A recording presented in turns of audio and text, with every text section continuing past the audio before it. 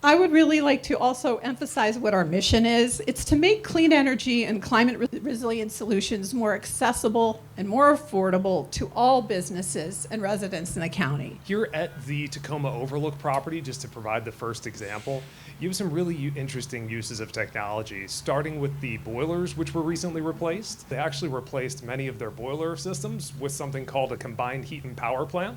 So not only are they using their natural gas today just to make heat for the site, but they're also using natural gas to make power for the building as well, and then taking the waste heat, which would otherwise go out a chimney somewhere at a distant power plant, and reusing that inside the building to really get a lot of efficiency out of those systems. In the Overlook, that they were looking at very large infrastructure cost and deferred maintenance. And by partnering with the Green Bank, they're able to address many of the issues that they had and move forward on electrification and being more environmentally sustainable.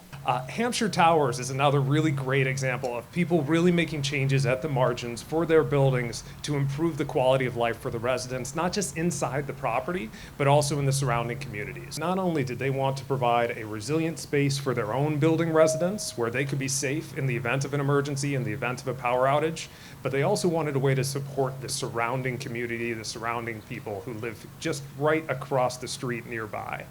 And what they decided to do there was to install not just their own solar system and their own battery storage system, but also external plugs so that emergency services trailers, in the event of an emergency, can actually plug in and run 24/7 off of their solar and battery storage. We know that we can't do it with government alone. We can't do it with private sector alone. We need municipal government, county government, our local businesses, the Montgomery County Green Bank, all working together to tackle this crisis. We now have all 3 new boilers. We have continuous hot water. We have the solar panels on the roof.